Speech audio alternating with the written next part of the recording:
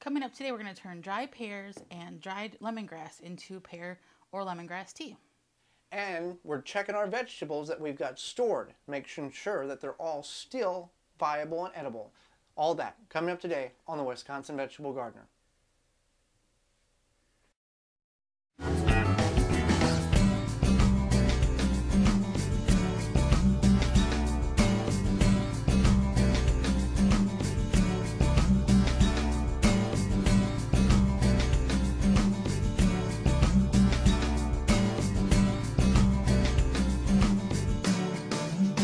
The Wisconsin Vegetable Gardener is sponsored in part by, for all your non-GMO, heirloom, organic, vegetable, flowers, and herb seeds, visit dollarseed.com. Sioux Growing Supply, located in Wausau, Wisconsin, focusing on certified leaf compost, an excellent amendment for poor soil, retains moisture and adds nutrients, which equals less watering. Available in Sioux organic seed starting kits, pre-filled trays and pots, bag and bulk. Visit SiouxCompost.com. Organic fertilizer for the health-conscious organic home gardener. Family owned and operated. Visit thewiveggardener.com. Don't poison your soil with municipal water. Attach a body, mind, and soil hose and filter. Free shipping exclusively through the WisconsinVegetableGardener.com. Just click on the body, mind, and soil icon. Authentic Haven brand soil conditioner for the home gardener. Easy to brew, 100% organic. Visit MinerTea.com. Welcome to the Wisconsin Vegetable Gardener. I'm Holly Baird.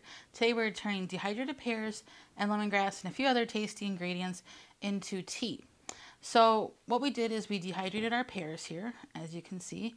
And what we've done is we're going to go ahead and put them into the food processor. And it's pretty simple. You just want to chop them up so that they're, if you're not going to eat them like this, which you could, then you chop them up so that they're better for tea and things. So that's what I'm doing here.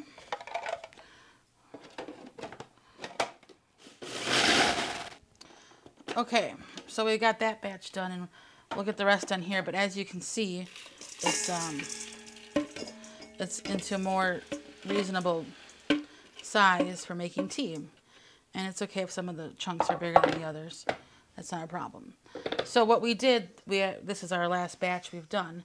But what we did is we actually froze some for long-term storage there. And then what you can do is you can take your lemongrass that we grew and we just cut it into 1 to 2 inch pieces, and we dehydrated it, and it's now going to be tea. It smells really good, really strong lemon scent. So now to make the tea, you can do a couple different things. Now I have some extra things here. I have some cinnamon sticks. I have some cacao nibs, which is basically similar. It's what cocoa is made out of. And so we could do like a pear chocolate tea or something. And then I have some cloves, some whole cloves. So you can make like you could do like a clove, cinnamon, pear tea, or like a cinnamon lemon tea or something. So there's many options. So I have this thing to make tea with.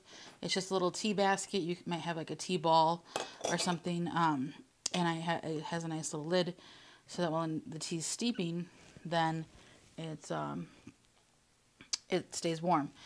Also, you can also make iced tea or cold teas by taking something like a coffee filter and a rubber band, putting what you want in there, tying it up, and then putting that into a pitcher or like a half-gallon mason jar. That way you can steep it overnight. It's just like a cold brew overnight as opposed to drinking it hot, and the pear tea is really good for that. So if you are going to try this, you might want to start small with like a couple cloves. Cloves are pretty powerful once they get heated up.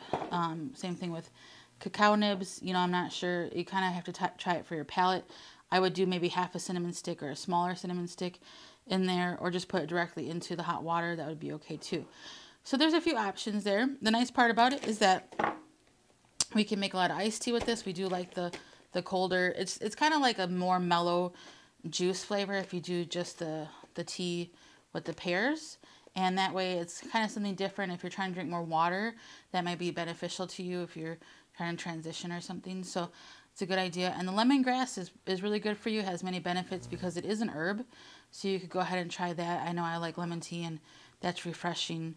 A nice hot warm tea with some honey. Now when it comes to making some sort of fruit tea, you're not limited just to pears. You could do apples, strawberries. You could even do like cherries. I've seen a lot of cherry chocolate teas, so you could use the cacao nibs for that. Another thing you could do is if you have maybe make your own vanilla extract or something, you could add that to make like a chocolate strawberry vanilla tea. So there's a few different options, especially if, like us, we have strawberry plants and we also go strawberry picking, so we could slice up the strawberries or dice them up, dehydrate them, and make some sort of strawberry tea. Especially if you want to do the cold, you could do like apples and pears and strawberries. It would be kind of like a punchy flavor. So think about that. If you have access to a fruit tree or access to a fruit farm or something where you can get a good deal, then that might be something that you want to think about dehydrating and preserving for later use in regards to tea. The nice benefits about having a dehydrator is you can dehydrate things easily. And like this with the lemongrass, we cut it up already. We really don't have to cut up much more. It's fine how it is. You can cut it smaller if you want, but it's fine like that. So that's not really a big deal. Okay. So when it comes to herbal tea, you kind of want to try it for your flavor. If you're doing hot tea, then I usually recommend about a tablespoon of whatever you're doing per cup. So a combination of a tablespoon. So say like, you want to try some pear tea. So maybe you go with a teaspoon. There's 3 teaspoons in a tablespoon. So maybe you go with like a teaspoon of pear tea and then, or 2 teaspoons of the pears. And then you want to do like some cinnamon. So you put like a whole cinnamon stick in there. That'd probably equal about a tablespoon of tea ingredients, maybe a little bit more. Or you want to just try a little bit of cacao nibs, so then you do like a half a teaspoon of that, and then the rest pear. So there's a few different things you want to make sure is that you don't make it too strong, obviously, if you don't like it. Also, when it comes to steeping fruit teas or herb teas, you don't want to steep them for more than about 5 minutes when they're hot.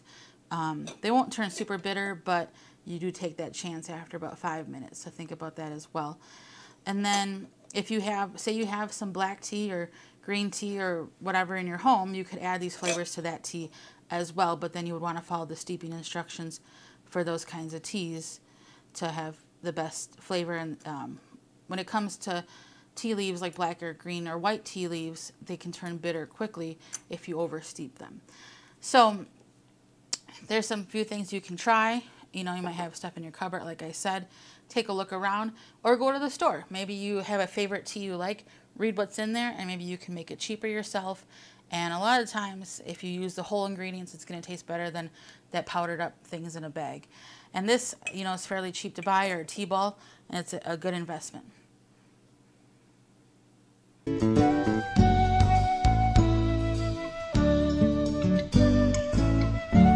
So we're in our utility room or storage room or everything room. If you have one, you know what I'm talking about. We've got some of our winter squash and onions and potatoes sitting here. Now, obviously, the best situation would be if you had a root cellar, crawl space, or basement to store these in. But we all don't have that readily available. So the next best thing is to find a room in your house that's relatively dark, and this is that room, and is relatively cool. We have a radiator that we've turned the heat down to almost off, so it kind of keeps it on a very cold day. It's very chilled in here, and on a warmer day, it's not that bad. So that's the reason you want to keep it far away from the heat. We've got our deep freeze here. We've got some of our storage here. And you just want to look at this. Even though you're eating off of it and preparing meals with it, you still want to be visual to what's going on. For instance, this pie pumpkin here, some of this we bought and others that you've seen us harvest on the program. This has got a very dense wall, so there's nothing wrong with it. This is going to keep for quite some time if we don't decide to process it. This pumpkin here was just a regular jack-o'-lantern pumpkin that we can use and still process, whether for soup, stews, dehydration, pumpkin flour, whatever the case may be, but it's beginning to shrivel and starting to get very soft, so we want to process this relatively quickly. The blue Hubbard squash here we purchased, again, very thick-walled. We're in good shape with that until we decide to open it up and begin to eat it, and then we're obviously not going to be able to eat the whole thing in one meal, so that becomes a whole nother situation of proper storage of opened open winter squash, what we're going to do with it. And there's many different resources online to best manage the leftovers that you're not consuming right away. We do have onions here. These are the onions that we did harvest on the program. Some of them, the smaller ones, are drying out, and they're onions are some of the toughest vegetables. Some of them's got sprouts on it. Now this one's drying out. It's very small. These larger ones here, this is almost baseball size. This is baseball size. This is tennis ball size. They're still very firm.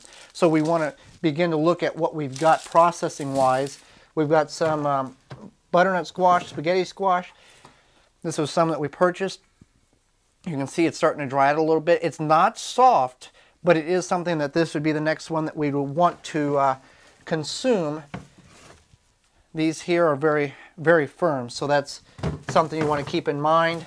We've got in a tray here, we can get air circulation, so there's no chance, or very, very little chance, of mold beginning to form on it. We also have potatoes here that we've gotten, that we harvested on the program. We got our sweet potatoes, and then these potatoes here, and we harvested midsummer last year. They've got eyes on it. These are from Wood Prairie Farms. And all you can do whenever you're going to process these or eat these, obviously the smaller ones are going to go bad quicker, so you'd want to use those first. Some of these have wrinkled more heavily than others, but you just snap off the eyes and then you go ahead and process. There's nothing wrong with it. And at the time of planting our new batch of potatoes from Wood Prairie Farms, if not all these are used, we're going to take some of these, put them out in the garden, and reuse these for a second year of growing. Sweet potatoes are still very firm.